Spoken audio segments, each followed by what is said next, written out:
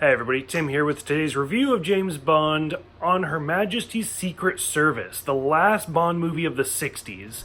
And it's the first James Bond in the official Eon productions that is not played by Sean Connery. It's the first and only movie that has George Lazenby as James Bond, who is also currently, at least, the youngest actor to have ever played the character. I think he was like 29 at this point. So it's kind of cool.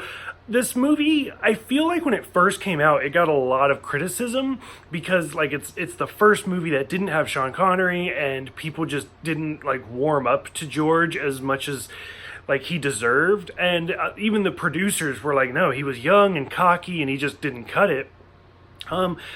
On looking back on it, I feel like this movie gets a lot more recognition now than it did before. Like I have a lot of friends who love this movie. This is actually some of their favorite This is their favorite James Bond movie, and I can kind of see why. I wouldn't say it's my favorite. As of right now, this is the sixth one, and I would kind of put it at number 3 out of the first 6. But I really liked it. I like how it first starts off with the familiar characters. Like we see M, Q, and Miss Moneypenny like right off the bat to kind of say like, hey, this is a James Bond movie, and even though you're not going to recognize the new Bond, this is part of the series. So I liked how they did that. And then when we finally do start with the actual James Bond character, where it's like the beach scene where it's like at night and he like saves Tracy from trying to kill herself. And like one of his first lines is like, well, this never happened to the other fellow, which again, it's kind of that dig at the audience like, oh, this is somebody different. This is a different actor, but it's the same character. And I mean, that's been one of the theories of James Bond over the years, that it's a different person with just the same code name. So this is one of the theories, is that this is a totally new human being, but he has just taken over that name, James Bond and 007.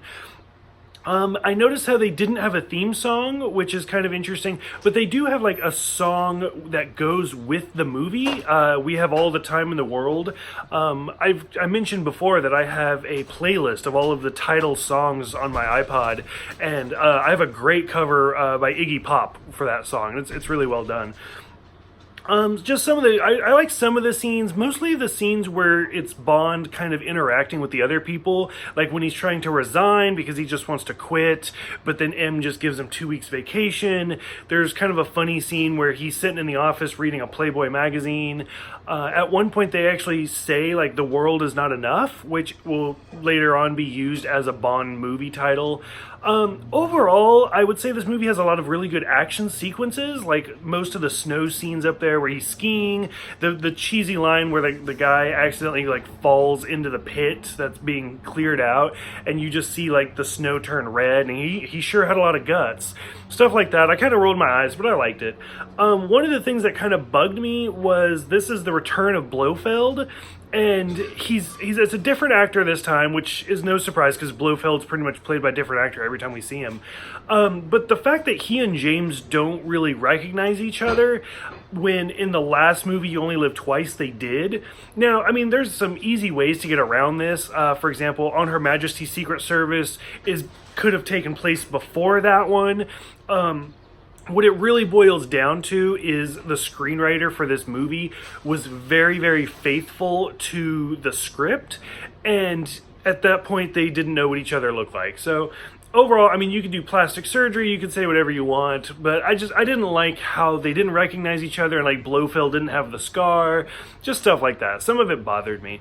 By the time we get to the end of the movie, and there's a whole bunch of stuff with like the 12 Angels of Death and the hypnosis and stuff like that. Some of that I thought was really slow. It was interesting, but it was really slow.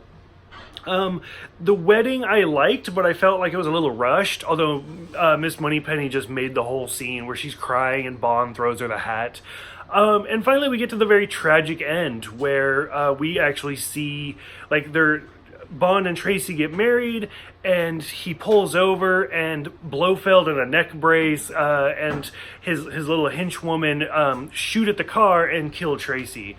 It's a really sad moment, even though you kind of know that Bond would never have that happily ever after because they just wouldn't have that type of a character.